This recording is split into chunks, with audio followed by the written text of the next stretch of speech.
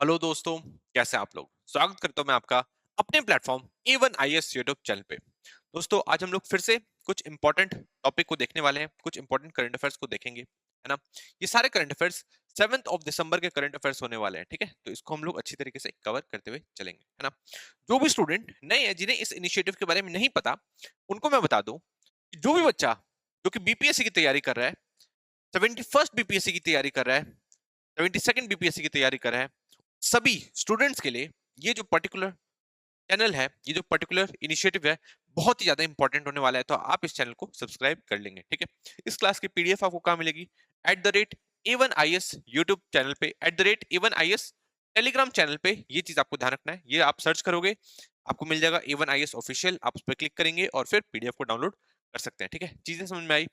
आपकी बीपीएससी की तैयारी हो रही है, साथ साथ अगर आप यूपीपीसीएस देखते हैं, है ना, एमपीएससी देखते हैं, जो भी एग्जाम आप देखते हैं, ठीक है, सारे एग्जाम्स की आपकी तैयारी हो रही है और साथ में आपकी यूपीएससी की भी तैयारी हो रही है, ठीक है। तो इस तरीके से आपको चीजों को कवर करते हुए चलना है। एक एक टॉपिक हम लोग अच्छी तरीके से करंट को स्टैटिक से लिंक करते हुए पढ़ेंगे, ठीक है। तो करंट को स्टैटिक से लिंक करना बहुत ज्यादा इंपॉर्टेंट है। सिर्फ आपको करंट पढ़ के आगे नहीं बढ़ना है ना। करंट को आप स्टैटिक से लिंक करेंगे तभी आपका एग्जाम में काम आएगा, ठीक है। वही उसकी रियल वैल्यू है, ठीक है। एक एक करके हम लोग देखना स्टार्ट करते हैं। पहला टॉपिक क्या है? यूपीआई ट्रांजैक्शन में रीच 25 बिलियन बाय 2025, ठीक है। कल भी मैंने आपको यूपीआई के बारे में कुछ इंपॉर्टेंट चीजें बताई थी, याद है कि नहीं, है ना। यूपीआई के बारे में बताया था। अब इसमें बात करी गई है कि 2025 तक यूपीआई 2025 तक यूपीआई में 25 बिलियन ट्रांजैक्शंस होंगे। ये चीज आप कह दी गई है, अंदाजा लगा दिया गया है, ठीक है।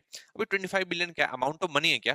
तो नहीं, ये अमाउंट ऑफ मनी नहीं है, ये नंबर ऑफ ट्रांजैक्शन है। मतलब इतने नंबर ऑफ ट्रांजैक्शन हम लोग कर लेंगे, ठीक है।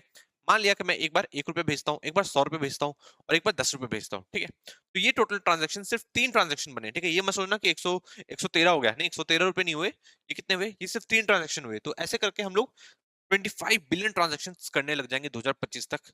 ये अंदाजा लगाया गया है एक रिपोर्ट के अनुसार। ये चीज आप ध्यान रखेंगे, ठीक है। मतलब पूरे वर्ल्ड में जितने भी नंबर ऑफ ट्रांजैक्शन हो रहे हैं, उसके अकेले 49% transaction, 49% real time transaction, 49% real time transaction हम लोग सिर्फ इंडिया में करते हैं। ये चीज आप ध्यान रखेंगे। ये एक बहुत ही इंपॉर्टेंट फैक्ट मैंने आपको बता दिया, ठीक है। इसको आप मेंस में यूज कर सकते हो, अलग अलग जगह देख सकते हो, है ना। अगर प्रीलिम्स में आया ऐसा कुछ, ठीक है, तो आप उसको टिक करके आएंगे। ये इंपॉर्टेंट फैक्ट आपको ध्यान रखनी है। पूरे वर्ल्ड में जितने भी ट्रांजैक्शन हो रहे हैं, उसके 49% रियल टाइम ट्रांजैक्शन सिर्फ हम लोग करते हैं, इंडिया में करते हैं। किससे? यूपीआई से। ये चीज आपको ध्यान रखनी है, ठीक है। समझ में आया? इंपॉर्टेंट चीज है कि नहीं? अब यूपीआई की सिग्निफिकेंस तो मैं ऑलरेडी आपको बता चुका हूं, है ना। एक बार हम लोग फिर भी देख लेंगे यूपीआई के बारे में, इंपॉर्टेंट है। यूपीआई के बारे में मैंने आपको क्या बताया था? यूपीआई की फुल फॉर्म मैंने आपको बताई थी। यूपीआई की फुल फॉर्म है यूनिफाइड पेमेंट इंटरफेस। ये चीज आपको ध्यान रखनी है, ठीक है। यूनिफाइड पेमेंट इंटरफेस, ये चीज आप ध्यान रखेंगे।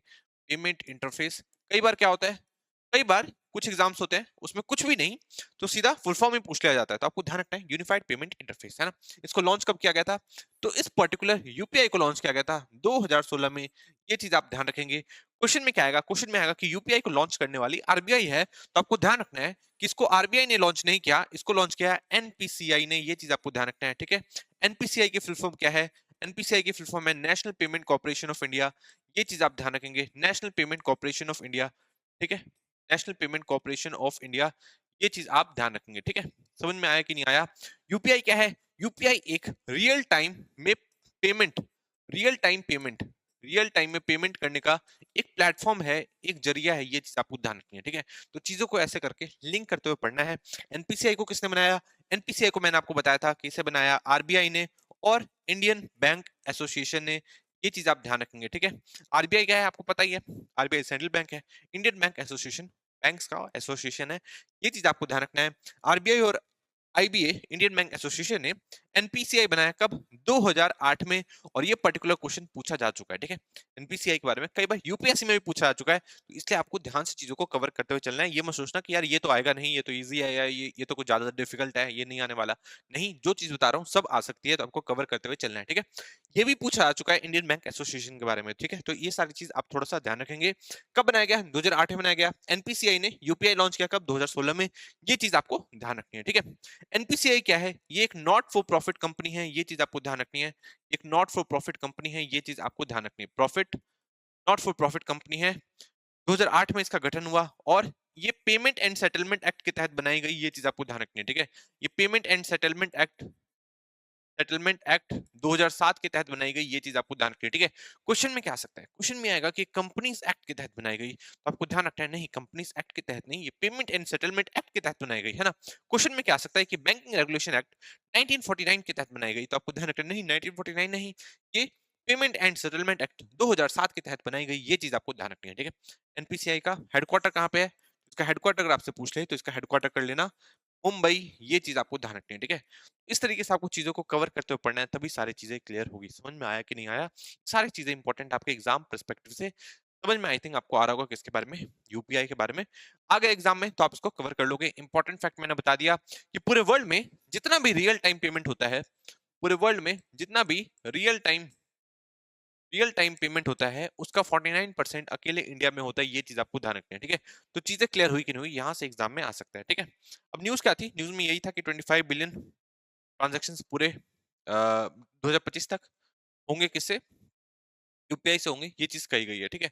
इसमें यही बात बताई गई है कि 45% का ईयर ऑन ईयर ग्रोथ हो रहा है किसमें, यूपीआई में, और यूपीआई बहुत ही तेजी से पूरे वर्ल्ड में भी फैलता जा रहा है। और फिर इसमें यूपीआई के बारे में बखान किया गया कि इसे 2016 में लॉन्च किया गया, और इसने एक तरीके से जो पेमेंट सिस्टम है उसको रेवोल्यूशनाइज कर दिया, ठीक है। क्योंकि अब हमको छोटे छोटे कामों के लिए बैंक नहीं जाना पड़ता है ना।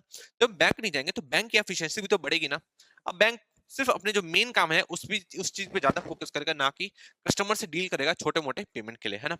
अब दूसरी वजह से और किसको फायदा हुआ, और स्ट्रीट वेंडर्स हैं उनको फायदा हुआ, स्मॉल बिजनेसेस को फायदा हुआ। स्ट्रीट वेंडर्स को कैसे, क्योंकि अब इनका जो पेमेंट है सीधा कहाँ पे जा रहा है, बैंक में जा रहा है ना, सीधा बैंक में जा रहा है। तो अब चांसेस है कि ये पैसे को सेव भी करेंगे, है ना। अगर इनके पास पहले खुले पैसे होते थे तो उसके पैसे उसी टाइम खर्च हो जाते थे, बट नहीं, अब उनके सीधा बैंक में जा रहे हैं, तो उनको एक सेंस ऑफ सिक्योरिटी भी मिल रही है ना। प्लस उसके साथ क्या हो रहा है, सेंस ऑफ सिक्योरिटी मिल रही है, सेविंग्स मिल रही है। अगर लूटपाट कोई हो सकती है तो लूटपाट से बच जाएंगे, तो बहुत सारे अलग अलग टाइप के फायदे हैं ना। करप्शन कम हो रहा है ना, क्योंकि जो पेमेंट है सारी बैंक से बैंक हो रही है। हम लोग फिजिकल जो करेंसी है उसको कैरी नहीं कर रहे, है ना, तो उसका वेयर एंड टेयर भी नहीं हो रहा। तो ये सारे बेनिफिट्स है किसके, यूपीआई के, ये चीज आपको ध्यान रखना है। और हम छोटे से छोटा अमाउंट और बड़े से बड़ा अमाउंट यूपीआई के थ्रू हम सेंड कर सकते हैं, ये चीज आपको ध्यान रखनी है, ठीक है। तो ये कुछ फायदे हो जाते हैं किसके, यूपीआई के। और इसमें क्या बात करी गई है, इसमें और ये बात करी गई है कि जो यूपीआई है ये पूरे वर्ल्ड में ऐसे फैलता जा रहा है, और ये काफी ज्यादा सिक्योर है, ठीक है। काफी ज्यादा इसमें सिक्योर है और एनोनिमस है, क्योंकि आपने देखा होगा कई बार आपको पेमेंट करना है तो आप सीधा क्या कर सकते हो, क्यूआर कोड भेज सकते हो, और क्यूआर कोड पे सीधा पेमेंट हो जाता है ना। तो एक तरीके से एनोनिमस है, आपकी सारी जानकारी, आपके सारे बैंक डिटेल्स होनी जरूरी नहीं है, ठीक है। नहीं तो आपने देखा होगा कि एक ईमेल आईडी भी भेज देते हैं, एक नंबर ही भेज देते हैं, है ना। मतलब आपको जो पहले अपना बैंक अकाउंट डिटेल देना होता था, अब वो देने की जरूरत नहीं है ना। और देखा गया कि यूपीआई बहुत सारी कंट्रीज में भी अब फैल गया है, जैसे कि जब आप इन 7 कंट्रीज में जाएंगे, कौन कौन सी, यूएई में, सिंगापुर में, भूटान में, नेपाल में, श्रीलंका में, फ्रांस में, मॉरिशस में, तो आपको यूपीआई के फायदे नजर आएंगे, क्योंकि वहां पे भी आप यूपीआई यूज कर सकते हैं। ये चीज आपको ध्यान रखना है, ठीक है। और फ्रांस ने जो अडॉप्ट किया है किसको, यूपीआई को, उससे तो हमें और फायदा हुआ, कैसे, उससे हमें ये फायदा हुआ कि अब यूरोप हमारी टेक्नोलॉजी को एक्सेप्ट कर रहे हैं ना, वो भी फाइनेंशियल फाइनेंशियल चीजों में। अब फ्रांस मतलब यूरोप एक तरीके से हमारी टेक्नोलॉजीज को एक्सेप्ट कर रहा है, तो ये हमारे लिए बहुत ही कामयाबी वाली बात है। ये चीज आपको ध्यान रखनी है, नहीं तो हम लोग क्या हमेशा अडॉप्ट करते आ रहे हैं किससे, यूरोप से, और अब हम यूरोप को अपनी चीजें अडॉप्ट करवा रहे हैं, तो ये हमारे लिए एक अच्छी बात है, ये चीज आपको ध्यान रखना है। इससे यह पता चलता है कि यूपीआई का ग्लोबल एक्सपेंशन हो रहा है, ये चीज आप ध्यान रखेंगे, ठीक है। तो चीजें आपको समझ में आई कि नहीं आई, नेक्स्ट देखते हैं, नेक्स्ट इंपॉर्टेंट न्यूज है। आई थिंक आपको यूपीआई के बारे में सब कुछ समझ में आ गया होगा। क्वेश्चन आएगा उसको छोड़ोगे नहीं, ऑलरेडी यूपीआई पे कई बार क्वेश्चन पूछा आ चुका है ना। इस बार भी क्वेश्चन आएगा, इजी क्वेश्चन आएगा, उसको आपको छोड़ना नहीं, ठीक है। नेक्स्ट देखते हैं, नेक्स्ट है crunch time in France as law maker look set to oust Barnier government, ठीक है। तो जो न्यूज़ को फॉलो करते हैं उनको पता होगा कि फ्रांस में भी हाल फिलहाल में ही इलेक्शन हुए थे, है ना। इमैनुअल मैक्रोन वहाँ के प्रेसिडेंट, आप सबको पता है ना। इमैनुअल मैक्रोन कई बार इंडिया भी आ चुके हैं, इंडिया को बहुत पसंद करते हैं, पूरा फ्रांस ही इंडिया को पसंद करता है, ठीक है। तो इमैनुअल मैक्रोन जो कि वहाँ के प्रेसिडेंट है, वो बहुत ओवर कॉन्फिडेंट थे, कॉन्फिडेंस था उनके अंदर, ठीक है, कि उनकी पार्टी चुनाव में जीत जाएगी, तो उन्होंने बीच में ही चुनाव करवा दिए, और उनकी पार्टी हार गई। ये चीज आपको ध्यान रखना है, ठीक है। तो वहाँ पे नया पीएम बना है, ठीक है। अब पीएम कौन बने हैं, माइकल बर्नियर पीएम बने हैं, ये चीज आपको ध्यान रखना है, ठीक है। अब कौन पीएम बना है वहाँ पे, माइकल बर्नियर पीएम बने हैं, आपको ध्यान रखना है, ठीक है। अब यहाँ से भी एक इंपॉर्टेंट कुछ क्वेश्चन निकल के आ सकता है, आपको थोड़ा ध्यान रखना है। देखो जो भी टॉपिक मैं आपको पढ़ा रहा हूँ उसके साथ साथ आप दिमाग में क्वेश्चन बनाते जाओ, क्वेश्चन को क्रिएट करो अपने माइंड के अंदर, ठीक है। क्वेश्चन को क्रिएट करो कि यार ऐसा क्वेश्चन पूछा जा सकता है या वैसा क्वेश्चन पूछा जा सकता है, तो आपको उस तरीके से चीजों को कवर करते हुए चलना है, ठीक है। अभी जो माइकल बर्नियर है, ठीक है, ये नए प्राइम मिनिस्टर बने कहा के, फ्रांस के। तो पहला क्वेश्चन तो यही आ सकता है कि यार अभी रिसेंटली रिसेंटली फ्रांस के नए पीएम कौन बने हैं? तो माइकल बर्नियर बने हैं, ये आपको ध्यान रखना है, ठीक है? या क्वेश्चन आएगा कि माइकल बर्नियर कौन सी कंट्री से रिलेटेड है? तो आपको ध्यान रखना है कि ये ऑब्वियसली किससे रिलेटेड है? फ्रांस से रिलेटेड है। ये आपको ध्यान रखना है, ठीक है? तो माइकल बर्नियर बन गए। पर इनसे इनके बनने से जस्ट कुछ टाइम पहले एक और व्यक्ति बने थे जिनका नाम था गैब्रियल अटल, ये आपको ध्यान रखना है। पर ये बहुत ही शॉर्ट टर्म के लिए क्या बन पाए, बहुत ही शॉर्ट टर्म के लिए फ्रांस के प्राइम मिनिस्टर बन पाएंगे, और ये सिर्फ 34 साल के थे, ठीक है? ये हट चुके हैं, फिर इनके हटने के बाद माइकल बर्नियर बन गए थे। ये चीज आपको ध्यान रखना है, ठीक है? तो गैब्रियल अटल का संबंध किससे है? तो फ्रांस से है, ये चीज आपको ध्यान रखनी है। इस तरीके से चीजों को आपको कवर करते हुए चलना है, ठीक है? समझ में आ रही कि नहीं आ रही चीजें? माइकल बर्नियर ये आई थिंक 74 साल के होंगे। ये चीज आपको ध्यान रखनी है। क्वेश्चन कंफ्यूज करने के लिए आ सकता है आपसे। क्वेश्चन पूछेगा, क्वेश्चन क्या पूछेगा कि मैक्रोन है, इमैनुअल मैक्रोन ने इलेक्शंस करवाए, इमैनुअल मैक्रोन की पार्टी जीत गई, इसलिए उनको अपना पद छोड़ना पड़ा, और अब माइकल बर्नियर नए प्रेसिडेंट बन चुके हैं कहाँ के? फ्रांस के। आपको लगेगा कि सब सही बोल दिया, पर नहीं, प्रेसिडेंट नहीं बने, ये प्राइम मिनिस्टर बने हैं। और वहां पे चुनाव थोड़े अलग टाइप के होते हैं, है ना? तो प्रेसिडेंट का भी चुनाव होता है और प्राइम मिनिस्टर का भी, है ना? तो प्रेसिडेंट अपनी जगह पे बरकरार है। ये जो इलेक्शन था किसके लिए था? ये था प्राइम मिनिस्टर के लिए। ये चीज आपको ध्यान रखनी है, ठीक है? तो चीजें आपको समझ में आई कि नहीं आई?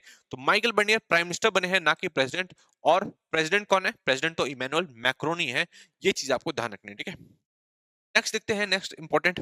अब इन्हीं को यार बाहर निकालने की बात करी जा रही है, मतलब इन पे अब no vote, no no confidence motion आएगा, ठीक है? तो अब 60 साल में पहली बार हो रहा है कि फ्रांस में किसी लीडर के खिलाफ नो कॉन्फिडेंस मोशन आ रहा है, ठीक है? बट इन्होंने बहुत कॉन्फिडेंस दिखाया कि नहीं, हम लोग इस नो कॉन्फिडेंस मोशन को सर्वाइव कर लेंगे। बट देखते हैं ये सर्वाइव कर पाएंगे कि नहीं, ठीक है? नेक्स्ट देखते हैं, नेक्स्ट इंपॉर्टेंट न्यूज क्या है। नेक्स्ट बढ़ते हैं। France as a new prime minister, ये तो मैंने आपको बता ही दिया, और गैब्रियल अटल के बारे में भी बता चुका हूँ, ठीक है? नेक्स्ट हम लोग देखने वाले हैं Yogi government to set up luxury tent city for Mahakumbh 2025। ये चीज आपको ध्यान रखनी है, ठीक है? अब महाकुंभ के बारे में मैंने आपको बताया था, इसके बारे में, महाकुंभ के बारे में, कि महाकुंभ होने वाला है, ये चीज तो मैंने आपको बताई था, ठीक है? हर 12 साल बाद होता है, ये चीज आपको ध्यान रखना है। बहुत ही ऑस्पिशियस फेस्टिवल है, ये चीज आप ध्यान रखेंगे, ठीक है? कब मनाया जाएगा? जनवरी 2025 में मनाया जाएगा, ये चीज आपको ध्यान रखना है। और इससे रिलेटेड बहुत सारी तैयारियां चल रही है, ठीक है? इसी की वजह से जहां पे मनाया जा रहा है, ठीक है, उसे महाकुंभ डिस्ट्रिक्ट, महाकुंभ, महाकुंभ, महाकुंभ मेला डिस्ट्रिक्ट, एक अलग ही डिस्ट्रिक्ट घोषित कर दिया गया, किसके द्वारा? यूपी गवर्नमेंट द्वारा। ये चीज आपको ध्यान रखना है, ठीक है? महाकुंभ डिस्ट्रिक्ट। और उसमें क्या चीजें करी गई? अब यहाँ पे बॉलीवुड एक्टर्स भी एक तरीके से परफॉर्मेंस देने आएंगे। आपने देखा होगा कि हमारा राम मंदिर का उद्घाटन हुआ, तो उसमें बॉलीवुड एक्टर्स ने अपना अपॉइंटमेंट, अपॉइंटमेंट नहीं, एक तरीके से अपना वो परफॉर्मेंस दिया था। तो ऐसे इसमें भी परफॉर्मेंस दिया जाएगा, है ना? और एक स्पिरिचुअलिटी का और जो म्यूजिक है उसका एक आपको ब्लेंड देखने को मिलेगा, ठीक है? थर्ड चीज और क्या बात करी गई है? अब यहाँ पे टेंट सिटी भी बनाने की बात करी जा रही है, ये चीज आपको ध्यान रखना है। टेम्पररी बेसिस पे टेंट सिटी बनाई जाएगी, जिसमें अराउंड, क्योंकि अंदाजा है कि 45 करोड़ विजिटर आ सकते हैं कहाँ पे? महाकुंभ मेला में एक तरीके से पार्टिसिपेट करने के लिए 45 करोड़ तक विजिटर्स आएंगे। और कितने कंट्री से? अराउंड 75 कंट्री से इतने विजिटर्स आ सकते हैं, ठीक है? तो एक तरीके का एक लग्जरियस टेंट सिटी बनाने की बात करी जा रही है, जिसकी कॉस्ट, मतलब यहाँ पे रुकने की कॉस्ट 1500 रुपए, 1500 रुपए पर नाइट की बात कर रहा हूँ, 35,000 तक हो सकती है। ये चीज आपको ध्यान रखनी है, ठीक है? ये सारी इंफॉर्मेशन आप महाकुंभ मेला के बारे में थोड़ी सी ध्यान रखेंगे, ये सारी जो है इंपॉर्टेंट हो सकता है आपके एग्जाम परस्पेक्टिव से, ठीक है? तो चीजें समझ में आई कि नहीं आई? तो ये जो टेंट होगा, ये ऐसा नहीं कि नॉर्मल टेंट होगा, नहीं, ये हर टाइप का होगा। 1500 रुपए से स्टार्ट होगा और 35,000 तक जाएगा, ये चीज आपको ध्यान रखनी है, ठीक है? इसमें सारी फैसिलिटीज होंगी जो कि एक आपको महल के अंदर दिखती है ना? एसी होगा, सब कुछ, सारी फैसिलिटीज आप जो अंदाजा लगा सकते हो आपके पैसे के हिसाब से, वो सारी फैसिलिटीज उन टेंट सिटी में अवेलेबल होंगी, ठीक है? प्लस यहाँ पे और कुछ क्लासेस भी चलाई जाएंगी, जैसे योगा की क्लास चलाई जाएगी, और कुछ कल्चरल इवेंट्स भी कराए जाएंगे, ठीक है? ये पूरा एक पूरा पैकेज होगा, उसमें ये सारी चीजें करी जाएंगी, मतलब इसको एक काफी लार्ज स्केल तक, स्केल पे करने की बात चल जा रही है। ये चीज आपको ध्यान रखना है, ठीक है? ये सारे एग्जाम पर्सपेक्टिव से बहुत ही ज्यादा इंपॉर्टेंट है, आपको ध्यान रखना है। नेक्स्ट देखते हैं, नेक्स्ट क्या है? जो अभी महाकुंभ मेला है, टोटल 4 सिटी में मनाया जाता है, आपको ध्यान रखना है। कौन-कौन सिटी में? नासिक में मनाया जाता है, उज्जैन में मनाया जाता है, हरिद्वार में मनाया जाता है, और प्रयागराज में मनाया जाता है। ये चीज आपको ध्यान रखना है, ठीक है? नासिक में ये गोदावरी रिवर के किनारे मनाया जाता है, गोदावरी नदी के। उज्जैन में ये शिप्रा रिवर के किनारे मनाया जाता है। हरिद्वार में ये गंगा रिवर के किनारे मनाया जाता है, और प्रयागराज में संगम में मनाया जाता है। ये चीज आपको ध्यान रखना है, ठीक है? तो इस तरीके से चीजों को थोड़ा कवर करते हुए चलेंगे। नेक्स्ट देखते हैं हम लोग, नेक्स्ट क्या है? नेक्स्ट है भोपाल गैस ट्रेजेडी से related 4 decades of struggle and unresolved pain, ठीक है? अब ये पर्टिकुलर आर्टिकल आया हुआ था, क्यों? क्योंकि हाल फिलहाल में ही 2 से 3 तारीख को क्या थी? एनिवर्सरी थी भोपाल गैस ट्रेजेडी की, आपको ध्यान रखना है, ठीक है? भोपाल गैस ट्रेजेडी, इसको तो आई थिंक कोई ऐसा व्यक्ति हो ही नहीं सकता जो इसको भूलेगा, ठीक है? जो उस टाइम जिंदा होगा, ठीक है, मतलब जो हमारे बड़े बुजुर्ग हैं, अगर उनको उस टाइम की याद होगी तो वो आई थिंक भूलने वाले नहीं है कभी इस ट्रेजेडी के बारे में, जिसमें अराउंड 35,000 से लेके 40,000 तक लोगों की मौत हो गई थी। ये चीज़ आपको ध्यान रखना है। अनऑफिशियली मैं आपको बता रहा हूँ। ऑफिशियली तो उन्होंने बताया कि सिर्फ 4 से 5,000 लोगों की मौत हुई, ठीक है? सिर्फ नहीं कह रहा हूँ, मतलब बहुत सारे 4 से 5,000 की मौत हुई, बट उपाय कितना गया? अब माना जा रहा है कि 35 से 40,000 लोगों की मौत हो गई। कई लोग अंधे हो गए, है ना? बहुत सारे लोगों को अलग-अलग टाइप की प्रॉब्लम्स हो गई। स्किन खराब हो गई, है ना? पूरा एनवायरनमेंट खराब हो गया, वहाँ का सॉइल खराब हो गया, वहाँ पे रहने लायक कुछ नहीं बचा। ठीक, किसकी वजह से? भोपाल गैस ट्रेजेडी की वजह से। ये चीज़ आपको ध्यान रखना है। तो क्योंकि इसकी एनिवर्सरी अभी-अभी गई है, तो हमें कुछ चीज़ों के बारे में पता होना चाहिए। किसके बारे में? भोपाल गैस ट्रेजेडी से रिलेटेड, ठीक है? तो एक-एक करके हम लोग चीज़ों को देख लेते हैं। किसके बारे में? भोपाल गैस ट्रेजेडी के बारे में। भोपाल भोपाल गैस ट्रेजेडी, ये चीज़ आप ध्यान रखेंगे, ठीक है? तो जो भोपाल गैस ट्रेजेडी है, इसे ये कब हुई थी? 1984 में हुई थी। ये पर्टिकुलर ईयर आपको ध्यान रखना है। डेट क्या थी? 2 से 3 तारीख की डेट थी, आपको ध्यान रखना है। जब एक इथाइल इथाइल आइसोसाइनेट, ठीक है? मिथाइल आइसोसाइनेट जो गैस है, मिथाइल आइसोसाइनेट, क्वेश्चन आ सकता है कि कौन सी गैस लीक लीक हुई थी? ये क्वेश्चन ऑलरेडी आ चुका है, इसलिए मैं आपको बोल रहा हूँ। कौन सी गैस लीक हुई थी? तो methyl isocyanate gas gas leak हुई थी। और इस फैक्ट्री में क्या बनता था? इस फैक्ट्री में क्या बनता था? इस फैक्ट्री में बनता था पेस्टिसाइड। ये आपको ध्यान रखना है, पेस्टिसाइड यहाँ पे बनाया जाता था। यहाँ से methyl isocyanate gas gas leak हुई, जिसमें अराउंड 5 से 6,000 लोगों की मौत हो गई। बट अनऑफिशियली कहा जा रहा है कि 35 से 40,000 लोगों की मौत हो गई थी, और कई लोग घायल हो गए थे, मतलब बहुत बुरी तरीके से उनकी कंडीशंस खराब हो गई थी, ठीक है? और अभी भी उसकी वजह से कुछ डिफेक्टिव लोग देखे जाते हैं। ये चीज़ आपको ध्यान रखना है, किसकी वजह से? भोपाल गैस ट्रेजेडी की वजह से। ये चीज़ आपको ध्यान रखनी है, ठीक है? तो चीज़ें समझ में आई कि नहीं आई? 1984 ईयर है, जो इसके मालिक थे वो तो भाग गए थे, ठीक है? जिनके ऊपर ज़िम्मेदारी बनती है वो दूसरी कंट्री के थे, वो भाग भी गए थे इंडिया से। उनको भगाने वाले भी कौन थे? इंडियन गवर्नमेंट ही थी। ये चीज़ आपको ध्यान रखना है, ठीक है? तो चीज़ें आपको समझ में आई कि नहीं आई? अब आप सर्च कर लेंगे 1984 में किसकी गवर्नमेंट थी, ठीक है? उसके पीएम कौन थे? ये आप सर्च करके नीचे कमेंट सेक्शन में बताएंगे, ठीक है? तो मिथाइल आइसोसाइनेट आपको ध्यान रखना है, ये क्या है? गैस का नाम है। पेस्टिसाइड की फैक्ट्री थी, ये आपको ध्यान रखना है। और फैक्ट्री का नाम क्या था? यूसीआईएल। यूसीआईएल, इसकी फुल फॉर्म आप मुझे नीचे कमेंट सेक्शन में बताओगे, ठीक है? समझ में आया कि नहीं आया? अब नेक्स्ट टॉपिक की तरफ हम लोग आगे बढ़ेंगे। नेक्स्ट टॉपिक क्या है देखेंगे।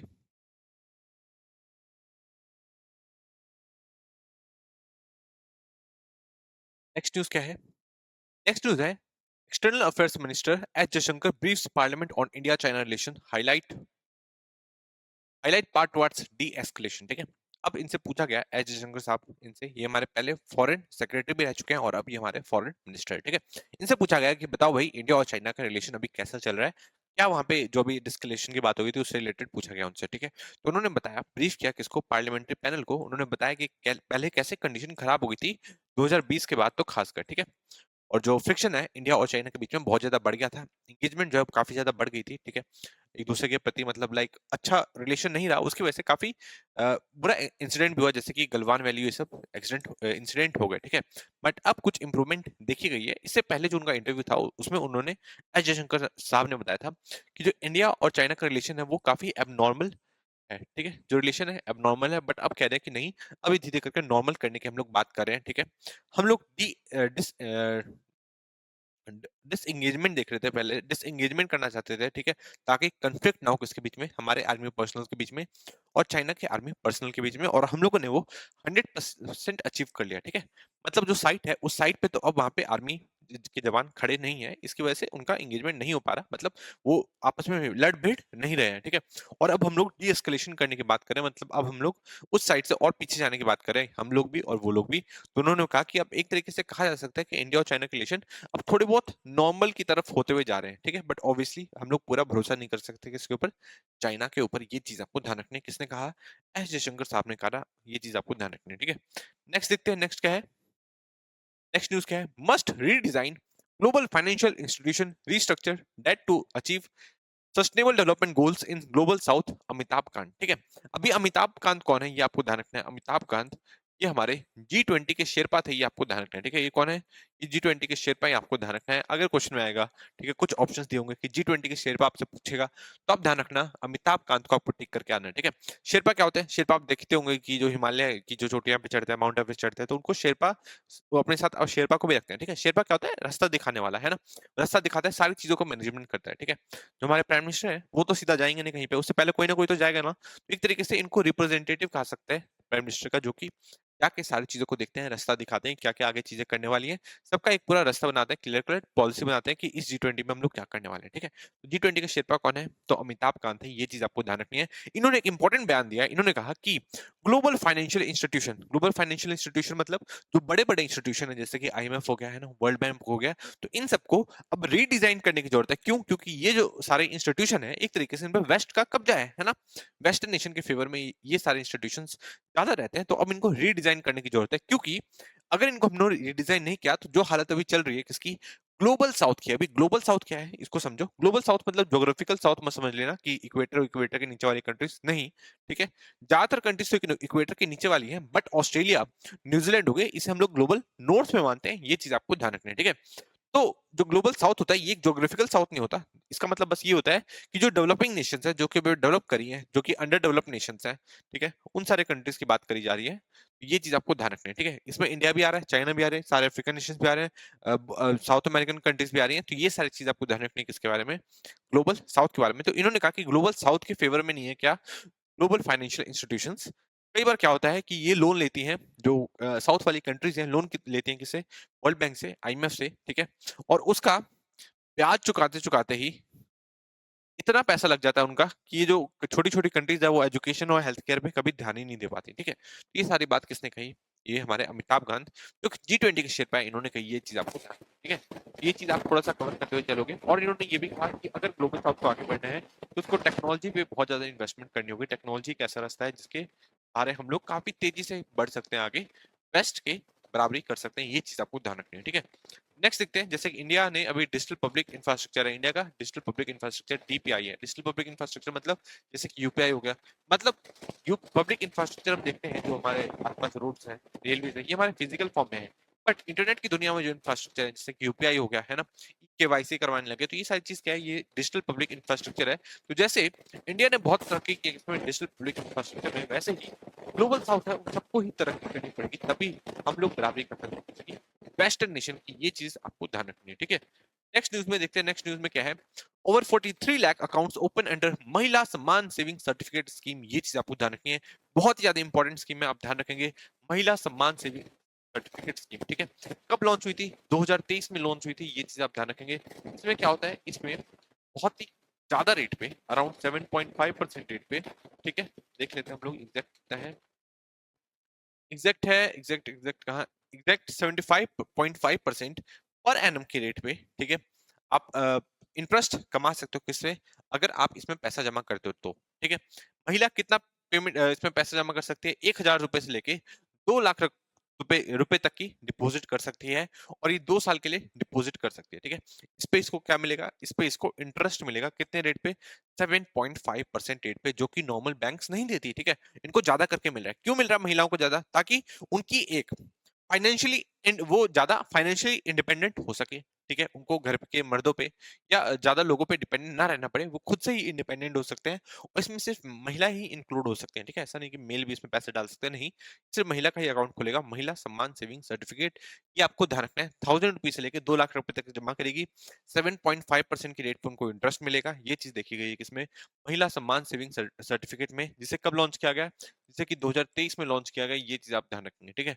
तो चीजें आपको समझ में आई कि नहीं आई? और इसमें क्या देखा जा सकता है? और इसमें क्या देख सकते हैं हम लोग? इसमें यही चीज है। इसमें एक और चीज देख सकते हैं हम लोग कि इसे हम लोग पार्शली विड्रॉ भी कर सकते हैं, अगर कुछ ऐसी कंडीशन आ गई है ना। जैसे कुछ ऐसी कंडीशन आ जाती है, तो उसको पार्शली विड्रॉ भी किया जा सकता है, और पूरा का पूरा भी विड्रॉ किया जा सकता है, जब आपको लगे कि अगर आप कंटिन्यू नहीं कर पाओगे तो, ठीक है। तो चीजें आपको समझ में आई कि नहीं आई? बहुत ही इंपॉर्टेंट है। महिला सम्मान सेविंग सर्टिफिकेट के बारे में पूछा जा सकता है, तो आप उसको कवर करेंगे कि 2 साल के लिए है, ठीक है। 1,000 रुपए से लेकर 2 लाख रुपए तक के डिपॉजिट का है, और इंटरेस्ट रेट याद रखेंगे 7.5% का है, ठीक है।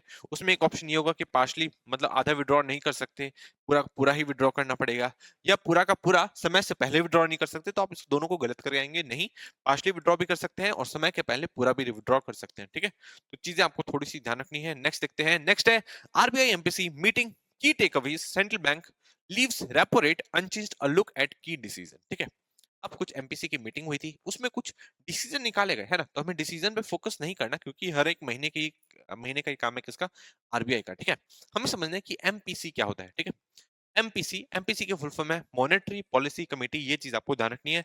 एक बार मैं आपको लिखवा देता हूँ, इंपॉर्टेंट है आपके एग्जाम पर्सपेक्टिव से, यूपीएससी में कई बार पूछा जा चुका है। ठीक है, किसके बारे में, एमपीसी के बारे में। एमपीसी की फुल फॉर्म होती है मॉनेटरी पॉलिसी कमेटी, ये चीज आपको ध्यान रखनी है। ठीक है, मॉनेटरी पॉलिसी कमेटी। अब क्या है कि पहले आरबीआई बहुत सारी चीजों को मैनेज करती थी। ठीक है, अब आरबीआई का मेन काम दे दिया कि आप इन्फ्लेशन को कंट्रोल करो। ठीक है, आप आरबीआई को मेन काम दिया कि आरबीआई को मेन काम दिया गया कि आप इन्फ्लेशन को कंट्रोल करो। एक एक्ट लाके, एक्ट कौन सा था, फाइनेंस एक्ट 2016, ये चीज आपको ध्यान रखनी है। ठीक है, फाइनेंस एक्ट 2016 लाके इन्फ्लेशन को कंट्रोल करने की बात करी गई। ठीक है, इन्फ्लेशन को रखने की बात करी गई किसके बीच में, 2% से लेके 6% के बीच में आपको ध्यान रखना है। ठीक है, मतलब 4 ± 2। ठीक है, समझ में आया। 200% लेके 2% से लेके 6% के बीच में इन्फ्लेशन को हमेशा कंट्रोल में रखना है। इसे कंट्रोल करने के लिए एक बॉडी बनाई गई, एक कमेटी बनाई गई, एमपीसी, जिसकी रेगुलर बैठक होती है साल में कई बार। ठीक है, तो एमपीसी की बैठक होती है मॉनेटरी पॉलिसी कमेटी, जिसको कहते हैं, ये चीज आपको ध्यान रखना है। ठीक है, अभी इन्फ्लेशन पे कंट्रोल रखते हैं। इन्फ्लेशन क्या होता है, महंगाई, है ना। इन्फ्लेशन पे कंट्रोल रखेंगे किसके, क्या डिसाइड करके, रेपो रेट डिसाइड करके। ठीक है, रेपो रेट क्या होता है, रेपो रेट होता है उस ब्याज दर, वो ब्याज दर जिस ब्याज दर पे जो नॉर्मल बैंक्स है ना, आरबीआई तो क्या है, सेंट्रल बैंक, इसे बैंकों का बैंक कहते हैं, जहां पे बैंक्स जो है, जो अपने पैसे जिस बैंक में डालते हैं वो है आरबीआई, है ना, ये बैंकों का बैंक है ना। तो वैसे ही जैसे कि हम लोग को जब पैसे की जरूरत पड़ती है तो हम लोग नॉर्मल बैंक्स में जाते हैं, तो इन नॉर्मल बैंक को जब पैसे की जरूरत पड़ती है तो किसके पास जाती है, ये जाती है हमारे मेन बैंक के पास, आरबीआई के पास। ठीक है, अब आरबीआई जिस रेट पे इनको इंटरेस्ट रेट देगा, ठीक है, इनको पैसे देगा, उसे क्या कहते हैं हम लोग, रेपो रेट कहते हैं। ये चीज आपको ध्यान रखना है। मतलब इस रेट पे क्या मिलता है, इस रेट पे बैंकों को पैसा मिलता है। अब आप सोच के देखो, अगर बैंक को ही पैसा महंगे रेट पे मिलेगा, तो क्या वो आपको पैसा सस्ते रेट पे देगी? ऑब्वियसली नहीं, आपको भी उतने ही महंगे रेट पे देगी। तो आपको ध्यान रखना है, रेपो रेट से क्या होगा, एक तरीके से हम ये पता लगा पाएंगे कि कितने महंगे रेट पे जो बैंक्स हैं वो आपको पैसा दे रही है। अगर वो भी महंगे रेट पे पैसे देगी, तो क्या आप उतने पैसे लोगे? बिल्कुल भी नहीं लोगे। अगर आप पैसे नहीं लोगे, तो आपके हाथ में पैसे होंगे? नहीं होंगे। जब आपके हाथ में पैसे नहीं होंगे, तो क्या आप खर्च करोगे? नहीं करोगे। जब आप खर्च नहीं करोगे, तो क्या मार्केट में इन्फ्लेशन होगा? तो नहीं होगा। ठीक है, तो ये चीज समझ में आ रहा है आपको आपको मतलब रेपो रेट से जो एमपीसी है, जिसको जो आरबीआई की एक कमेटी है, एमपीसी रेपो रेट के सहारे इन्फ्लेशन को कंट्रोल करती है। ये चीज आपको ध्यान रखना है, हम सब लोगों को कंट्रोल करती है। ये सारी चीज आपको ध्यान रखनी है। ठीक है, एमपीसी कब बनाई गई? ये भी 2016 में बनाई गई। ठीक है, और इन्फ्लेशन को टारगेट करना कब बताया गया कि कब से टारगेट करना आपको? ये भी 2016 को ही बताया गया। ठीक है, और ये सारी चीज किसमें लिखी गई है? ये सारी चीज फाइनेंस एक्ट 2016 में लिखी गई है। ये चीज आपको ध्यान रखना है। ठीक है, तो चीजें समझ में आई कि नहीं आई?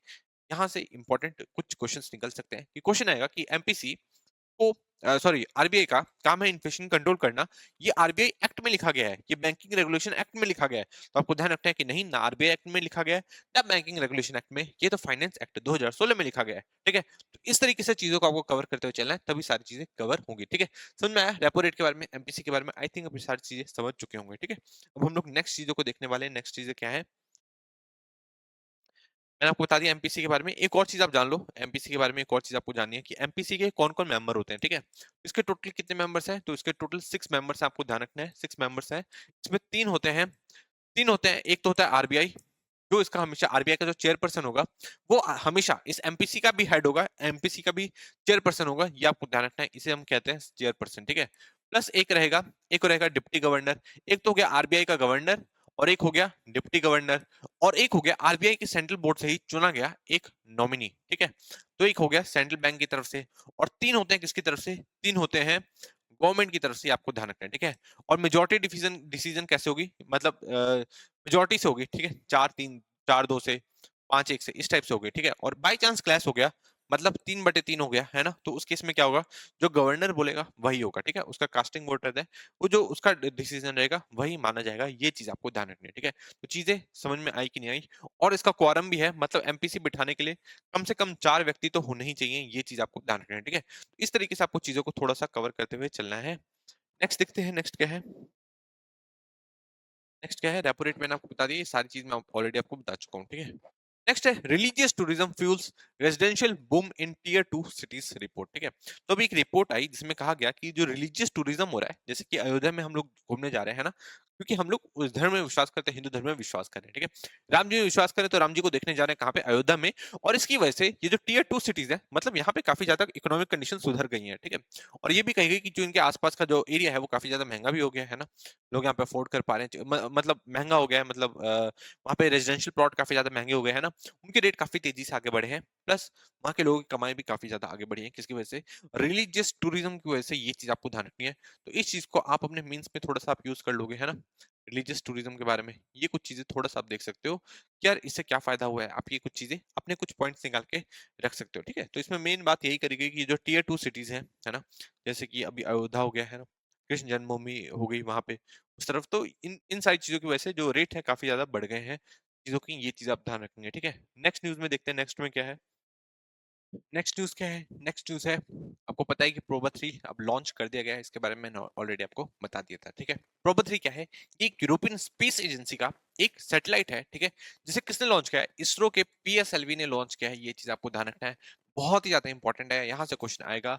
किसने लॉन्च किया है? पीएसएलवी, पीएसएलवी ने लॉन्च किया है, पीएसएलवी के C-59 रॉकेट ने लॉन्च किया है, ये चीज आपको ध्यान रखना है, ठीक है। पीएसएलवी को ही हम लोग वर्क हॉर्स ऑफ इसरो भी कहते हैं, ये चीज आपको पता ही होगी, है ना। तो इस तरीके से आपको चीजों को कवर करते हुए चलना है। प्रोबा 3 मिशन किसका है? प्रोबा 3 मिशन है यूरोपियन स्पेस एजेंसी का, ये चीज आपको ध्यान रखना है, ठीक है। इससे पहले प्रोबा 1 और 2 भी था क्या? तो जी हाँ, प्रोबा 1 और प्रोबा 2 भी था। उसको भी किसने लॉन्च किया था? उसको भी इंडिया ने ही लॉन्च किया था, ये चीज आप ध्यान रखेंगे। प्रोबा 3 मिशन का मेन काम क्या है? मेन काम है इसका सन के कोरोना को प्रोब करना, ये चीज आपको ध्यान रखना है। सन के कोरोना को प्रोब करना, उसके बारे में जानकारी जुटाना, ठीक है। जो जानकारी हमें बहुत ही कम पता है, जो उसका आउटर मोस्ट लेयर है किसका, सन का, उसके बारे में जानकारी जुटाना किसका काम है? प्रोबा 3 मिशन का काम है। ये चीज आपको ध्यान रखनी है, ठीक है। तो चीजें आपको कवर हुई कि नहीं हुई? यूरोपियन स्पेस एजेंसी का है। इससे पहले प्रोबा 1 और प्रोबा 2, प्रोबा 1 और 2 ये भी किसने किया था? ये भी इसरो ने ही किया था, ये चीज आप ध्यान रखेंगे, ठीक है। इसे कहां से लॉन्च किया गया? ऑब्वियसली श्रीहरिकोटा से लॉन्च किया गया। ये सारी चीज आपको ध्यान रखनी है किसके बारे में? प्रोबा 3 मिशन के बारे में, ठीक है। इस मिशन के तहत इसके अंदर टोटल, इस रॉकेट के अंदर टोटल 2 सैटेलाइट्स हैं, ये चीज आपको ध्यान रखनी है। इसमें टोटल कितनी सैटेलाइट्स हैं? इसमें टोटल 2 सैटेलाइट्स हैं, और ये 2 सैटेलाइट्स सन के कोरोना का एक तरीके से स्टडी करेगी, ये चीज आपको ध्यान रखनी है, ठीक है। तो चीजें कवर हुई कि नहीं हुई, एग्जाम में आएगा, है ना। क्वेश्चन सीधा सीधा आ सकता है, प्रोबा 3 मिशन क्या है, किस चीज से रिलेटेड है, कौन सी एजेंसी से रिलेटेड है, किसने लॉन्च किया है, लॉन्च इसरो के कौन से रॉकेट में हुआ है, ये सारी चीजें पूछी जा सकती है। इसका मेन सिग्निफिकेंस क्या है, सन का कोरोना क्या होता है, कुछ भी चीज आपसे पूछी जा सकती है। इसको आप थोड़ा सा लिंक करते हुए आगे बढ़ोगे, ठीक है। समझ में आ गया। नेक्स्ट टॉपिक की तरफ अब हम लोग आगे बढ़ेंगे, ये हम लोगों ने पढ़ लिया है, ठीक है। नेक्स्ट देखते हैं हम लोग, नेक्स्ट और क्या पढ़ा जा सकता है इसमें। नेक्स्ट देखते हैं, ये सारे रॉकेट्स हैं, मैं आपको पीडीएफ डाल दूंगा @A1IS पे, आप वहां से जाके इसे सर्च करेंगे। नेक्स्ट है, India expands world's largest green storage plan in cooperative sector, ठीक है। अभी कुछ दिन पहले से ही न्यूज आ रही थी कि हम लोग इस टाइप के ऐसे स्ट्रक्चर बनाने वाले हैं, ग्रीन स्टोरेज फैसिलिटीज बनाने वाले पूरे इंडिया के अंदर, ये बात करी गई है, ये चीज आपको ध्यान रखना है, ठीक है। मिनिस्ट्री ऑफ कॉर्पोरेशन ने ये फैसला लिया था। मिनिस्ट्री ऑफ कॉर्पोरेशन के मिनिस्टर अभी कौन है, ठीक है, इसके जो टॉप मोस्ट जो चीफ है, जो मिनिस्टर है, वो कौन है, इसका नाम आप मुझे कमेंट सेक्शन में बताओगे, ठीक है। अब इंडिया के बारे में आप जानते ही हो यार कि इंडिया में कितने ज्यादा लोग हैं, आपको पता ही है इंडिया की पॉपुलेशन कितनी ज्यादा है ना। इंडिया की 1.4 बिलियन की पॉपुलेशन है, ये आप सब जानते हैं, ठीक है। 1.4 बिलियन की पॉपुलेशन है, मतलब टोटल 18% ऑफ वर्ल्ड का 18% पॉपुलेशन सिर्फ इंडिया में रहता है, ये चीज आपको ध्यान रखनी है, ठीक है। बट इस 18% ऑफ पॉपुलेशन को फीड करने के लिए सिर्फ 11% ऑफ एयरेबल लैंड है, ये चीज आपको पता होनी चाहिए, ठीक है। सिर्फ इतना ही लैंड है जहां पे हम लोग कल्टीवेट कर सकते हैं चीजों को, आप चीजें ध्यान रखेंगे, ठीक है। अब 11% लैंड है, ठीक है। अब यहाँ से हम लोग कुछ ना कुछ एग्रीकल्चर प्रोडक्ट निकालते हैं, अराउंड आप मान के चलो 311 मिलियन मिलियन मैट्रिक टन तक का हम लोग एग्रीकल्चर प्रोडक्ट निकालते हैं। इसमें से सिर्फ 144 मिलियन मैट्रिक टन ही हम स्टोर कर पाते हैं ना। अब जब हम स्टोर इतना कर पाएंगे और हमारे पास नेशनल फूड सिक्योरिटी एक्ट है, नेशनल फूड सिक्योरिटी एक्ट है 2013 का, जिसमें ये बात कही गई है कि 80 करोड़ लोगों को हम लोग बहुत ही कम रुपए में खाना खिलाएंगे। तो एक बात बताओ, खाना खिलाने के लिए एग्रीकल्चर प्रोडक्ट होना चाहिए, मतलब सामान होना चाहिए, गेहूं होना चाहिए, चावल होना चाहिए, सारी चीजें होनी चाहिए। चलो हमारे पास वो सारी चीजें भी हैं, पर उसको लंबे टाइम तक आपको स्टोर भी करना आना चाहिए। बट स्टोर तो हम कर ही नहीं पा रहे। मतलब 311 मिलियन मैट्रिक टन का हमारा प्रोडक्शन है, उसमें सिर्फ 144 मिलियन मैट्रिक टन ही हम स्टोर कर पाते हैं। दैट मीन सिर्फ 45% ही स्टोर कर पा रहे हैं, है ना। और अगर सिर्फ 45% स्टोर कर पा रहे हैं, तो मतलब बहुत सारा जो अनाज है वो तो ऐसे ही वेस्ट हो जा रहा होगा, है ना, सड़ के वेस्ट हो जा रहा होगा, है ना, क्योंकि हमारे पास स्टोरेज प्लांट ही नहीं है। ठीक है, तो इसी चीज को अब हम लोग रिजॉल्व करने की कोशिश कर रहे हैं, और इसके लिए हम लोग PACS, primary agriculture culture society, आपको पता ही है ना, ये पूरे विलेज लेवल पे होता है, ग्राम लेवल पे होता है ना। यहाँ से एक तरीके के हम लोग इस टाइप के स्ट्रक्चर बनाने की कोशिश कर रहे हैं पूरे इंडिया के अंदर, है ना, पूरे इंडिया के अंदर इस टाइप के स्ट्रक्चर बनाने की कोशिश करें प्राइमरी एग्रीकल्चर क्रेडिट सोसाइटी की सहायता से। ठीक है, और इसमें अब हम लोग अनाज स्टोर करने की बात करेंगे। ठीक है, क्योंकि जितनी भी आप बड़ी बड़ी कंट्रीज देखोगे, और खासकर जैसे यूएसए को देखोगे, चाइना को देखोगे, चाइना भी काफी डेवलप होता जा रहा है ना। तो वहां पे भी आप देखोगे कि जितना स्टोरेज उनका स्ट्रक्चर है, स्टोरेज जो स्ट्रक्चर उनके पास ज्यादा है, उतना उनका प्रोडक्शन भी नहीं है। बट हमारे केस में उल्टा है, हम लोग का प्रोडक्शन बहुत ज्यादा है, स्टोरेज की फैसिलिटी कम है ना।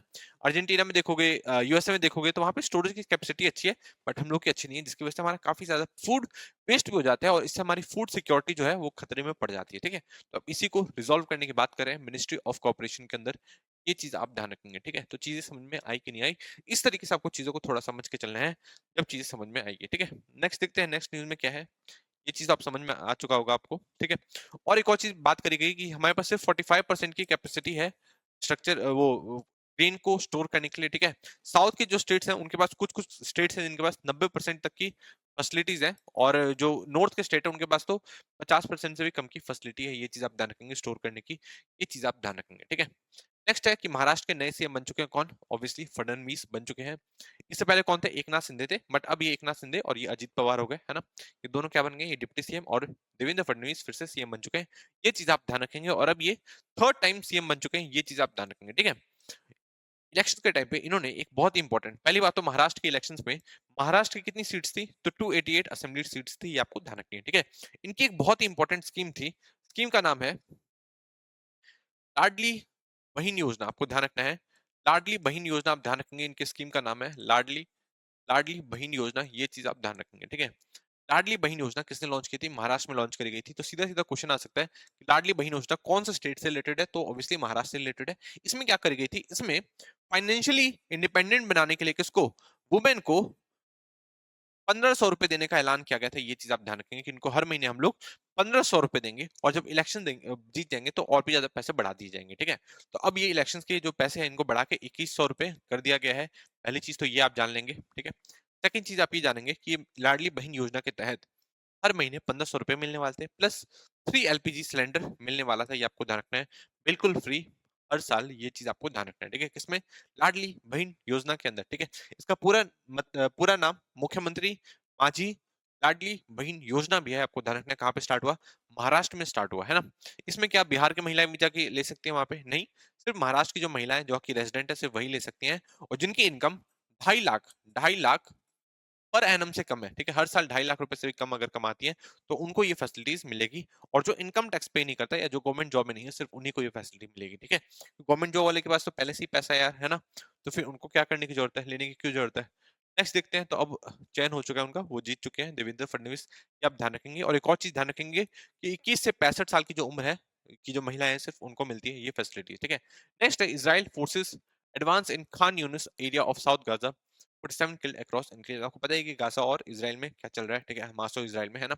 अब खान यूनिस में एंटर कर चुके हैं कौन, इजराइल, पहले भी एंटर कर रही हुई थी, फिर वहीं पे उन्होंने कुछ किलिंग और की होगी इजराइल में, इसलिए न्यूज में बना हुआ था। ठीक है, तो इसी के साथ आज की वीडियो को हम समाप्त करते हैं। मैं मान के चल रहा हूँ कि आपको आज की वीडियो काफी अच्छी लगी होगी, है ना।